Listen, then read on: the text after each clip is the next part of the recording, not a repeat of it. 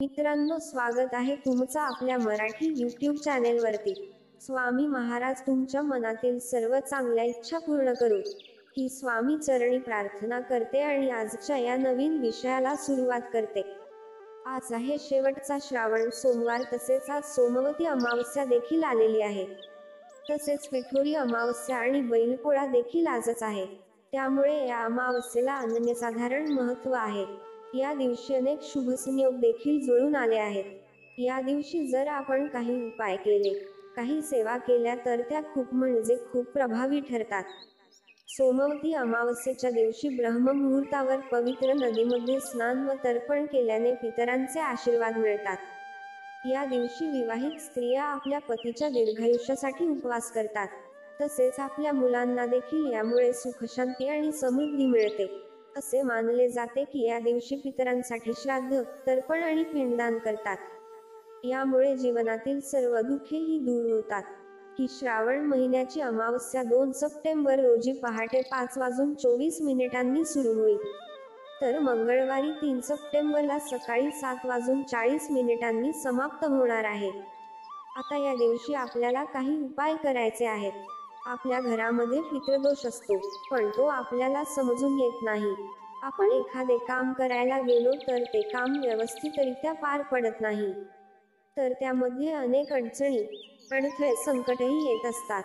तसेच आपल्या मुलांचे विवाह देखील वेळेवर जुळून येत नाहीत। घरामध्ये संतान प्राप्ती होत नसेल, घरामध्ये पैसा हा स्थिर राहत नसेल, तर समजून घ्यावे की आपल्या घरामध्ये देखील पितृदोष आहे। पितृदोष असला किंवा पितृदोष नसला तरी पण तुम्हाला या अमावस्येच्या दिवशी पितरांसाठी ही सेवा करायची आहे। यामुळे आपल्या घरामध्ये जी काही इडापिडा आहे तर ती देखील दूर होईल, व नजर बाधा असेल तर ती नजर बाधा देखील संपेल।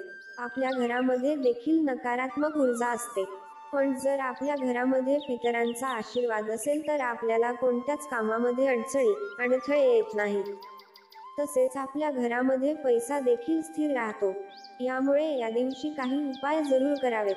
तर कोणते उपाय करावेत हे आपण आजच्या व्हिडिओमध्ये पाहणार आहोत, त्यामुळे तुम्ही हा व्हिडिओ संपूर्ण पहा। पण त्याआधी चॅनलला सबस्क्राईब नक्की करा। मंडळी, तुमच्यापैकी 70% लोकांनी अजून चॅनलला सबस्क्राईब केलेलं नाही, म्हणून ही छोटीशी प्रेमळ विनंती। आजच्या दिवशी आपल्याला दही भाताचा उपाय करायचा आहे। हा उपाय आपल्याला संध्याकाळी करायचा आहे, पण त्या अगोदर सकाळी घरामध्ये काही कामे करायचे आहेत। आपल्या घराचा उंबरठा आहे, त्या उंबरठ्यावर आपल्याला थोडंसं पाणी शिंपडायचं आहे, कारण की अमावस्येच्या दिवशी आपले पूर्वज पृथ्वीवर येतात असं म्हणतात, आणि आपण जर त्यांच्यासाठी सेवा केली तर ते नक्कीच तृप्त होतात आणि आपल्याला शुभ आशीर्वाद देतात। त्यामुळे जर आपण या दिवशी उंबरठ्यावरती शुद्ध जल शिंपडले किंवा घरामध्ये गंगाजल असेल, थोडंसं गोमूत्र असेल तर ते उंबरठ्यावर टाकू शकतो। यामुळे आपल्या घरामध्ये सुद्धा सकारात्मक ऊर्जाही राहील आणि पाणी शिंपडल्यामुळे आपले पूर्वज तृप्त होतात, त्यांच्या आत्म्याला शांती मिळते असं म्हणतात। तसेच आपला मुख्य दरवाजा आहे तो दरवाजा देखील स्वच्छ करावा, त्यावरती देखील आपल्याला स्वस्तिक काढायचे आहे।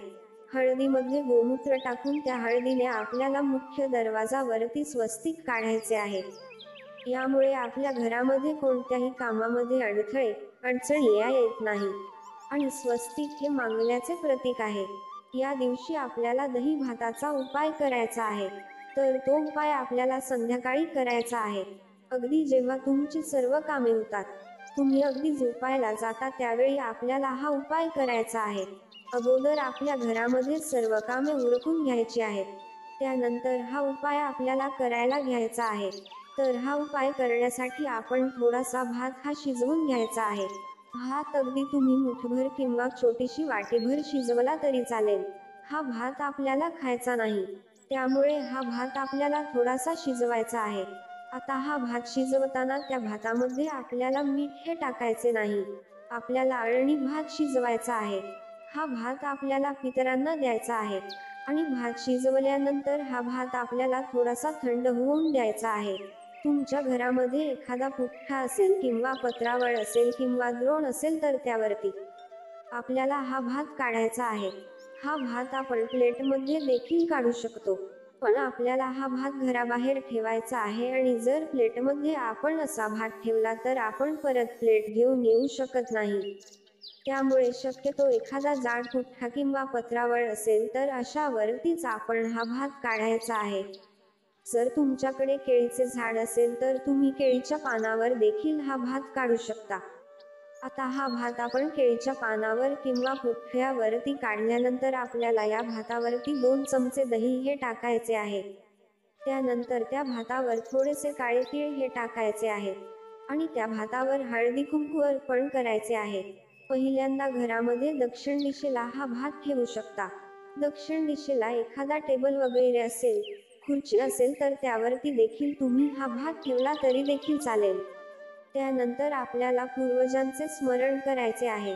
तुम्हाला तुमच्या पूर्वजांची नावे माहिती असतील तर त्यांची नावे देखील तुम्ही घेऊ शकता.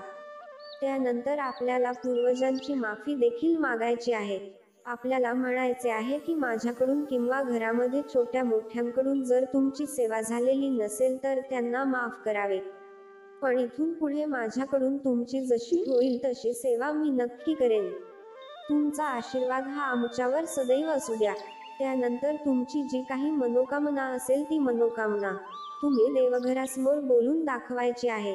मग घरामध्ये पैसा येत नसेल, पैसा स्थिर राहत नसेल किंवा घरामध्ये सतत अडचणी अडथळे चालू असतील त्याबद्दल देखील पितृदेवतांना सांगायचं आहे. आता हा जो काही भात आहे तो भात आपल्याला अंघोळीच्या बाथरूममध्ये ठेवायचा आहे. पण एका गोष्टीची दक्षता घ्यायची आहे. एका गोष्टीची आपल्याला काळजी घ्यायची आहे की हा भात ठेवल्यानंतर तिथे कोणीही जाणार नाही याची मात्र काळजी आपल्याला घ्यायची आहे. मग अगोदरच तुमचा अंघोळीचे बाथरूम तुम्ही स्वच्छ करून घेऊ शकता. बाथरूम हे कोरडं देखील असावं, त्यामध्ये पाणी हे नसावं. त्यानंतर हा भात आपल्याला आपल्या अंघोळीच्या बाथरूममध्ये ठेवायचा आहे. अगदी जिथे पाणी जाण्याची जागा असेल तिथे ठेवला तरी देखील चालेल, कारण तिथे पूर्वजांचा वास असतो असं म्हणतात. त्यामुळे आपल्याला हा भात तिथे ठेवायचा आहे. किंवा बाथरूममध्ये तुम्ही एखाद्या खिडकीमध्ये हा भात ठेवला तरी पण चालेल. त्यानंतर आपल्याला बाथरूमचा दरवाजा बंद करून घ्यायचा आहे. त्यानंतर त्या बाथरूममध्ये कोणीही जाणार नाही याची काळजी घ्यायची आहे. तसेच आपण जो काही उपाय करत असतो तो उपाय करताना कोणीही रोखणार नाही, झुकणार नाही याची काळजी घ्यायची आहे. कारण की घरामध्ये लहान मुलं असतात आणि ती सारखी विचारत असतात की आई तू काय करते. त्यापेक्षा तुम्ही त्यांना अगोदरच सांगून ठेवायचं आहे. भात ठेवून आपल्याला झोपी जायचं आहे. दुसऱ्या दिवशी उठल्यानंतर आपण पहिल्यांदा आपल्या अंघोळीच्या बाथरूममध्ये जायचं आहे. अंघोळीच्या बाथरूममध्ये गेल्यानंतर तो भात घेऊन घराच्या बाहेर जायचा आहे. शक्यतो घराच्या दक्षिण दिशेला जायचं आहे आणि एखाद्या ठिकाणी तुम्ही हा भात ठेवून यायचा आहे. मग जिथे रिकामी जागा असेल अशा ठिकाणी हा भात ठेवावा, जेणेकरून एखादा कुत्रा असेल किंवा गाय असेल, कोणताही एखादा पशु पक्षी हा भात खाऊन जाईल, तो वाया जाणार नाही याची काळजी घ्यायची आहे.